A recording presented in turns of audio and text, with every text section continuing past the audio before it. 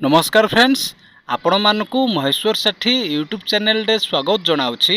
देखंतु आज आमे एई वीडियो माध्यम रे 8th पे कमिशन विषय रे आलोचना करिबा। आपणक पाखरे मोर गोटे रिक्वेस्ट कि आपण माने वीडियोटी को लास्ट पर्यंत देखंतु, कारण वीडियोटी को लास्ट पर्यंत देखिबा द्वारा आपण माने संपूर्ण रूपे बुझी पारिबे। जदि आपण आम चैनल को फर्स्ट टाइम पई देखुछंती ताहाले वीडियो को गोटे लाइक करंतु, चैनल को सब्सक्राइब करी पाखरे थिबा बेल आइकन को प्रेस करी ऑल नोटिफिकेशन बटन को ऑन करंतु। सब्सक्राइब करिबा द्वारा आपण माने सबुदिन नोटिफिकेशन पाई परिबे। आसंतु वर्तमान वीडियोटी को स्टार्ट करिबा। देखंतु when will 8th pay commission be implemented, latest update central government employees must know. देखंतु आज आमे एई वीडियो माध्यम रे आलोचना करिबा 8th पे कमिशन विषय रे। देखंतु एठी कोन लेखा जायछि, The Indian Railways Technical Supervisor Association has written a letter to the Ministry of Personal Public Grievance and demanded formation of a 8th Pay Commission to address several pending issues. देखंतु Indian railway technical supervisor association गोटे letter लिखिछि ministry of personnel public grievance. देखंतु 8th pay commission demand पे letter लिखा जायछि। देखंतु several pending issue अछि।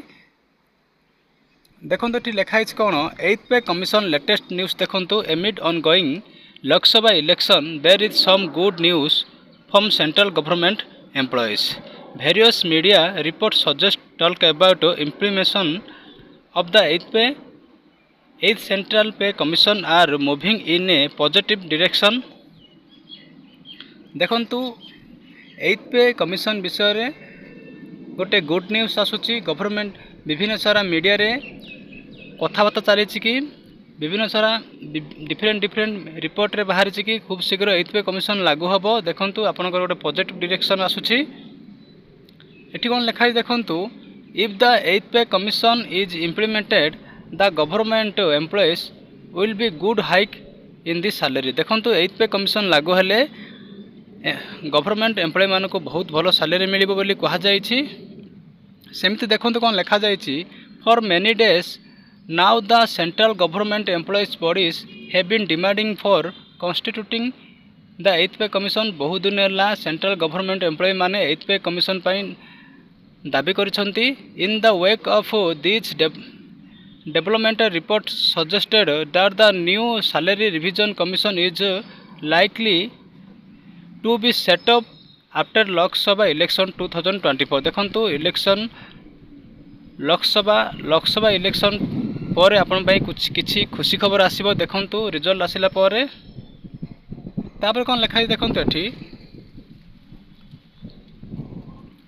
The Indian railways technical supervisor associated has written a letter to the Ministry of Personal Public Grievance and demanded formation of 8th Pay Commission to address several pending issues। देखंतु 8th pay commission पाई गोटे letter लिखा जायछि। विभिन्न प्रकार several pending issue पाई विषय मध्ये कहा जायछि। देखंतु एठी तापर कोन लिखा जायछि, in the mean time the department of personnel and training has forward this letter to the department of expenditure finance minister for further action. Report also suggest that the expenditure minister responsible for implementing the recommendation of a pay commission is considering the demand written the letter। देखंतु आपनकर letter पठा जायछि। आपण मानक पई खूब शीघ्र खुशी खबर आसीबो। आपण मान वेट करथांतु। जदि आपण मानकु एई वीडियोटी भलो लागिछि ताहाले वीडियोटी को निज सांग मानकु शेयर करंतु, कारण वीडियोटी को शेयर करिबा द्वारा सेमाने मध्य जानि पारिबे, सेमानकर मध्य हेल्प हबो। वीडियोटी को देखिथिबारु आपण मानकु बहुत बहुत धन्यवाद। Thank you.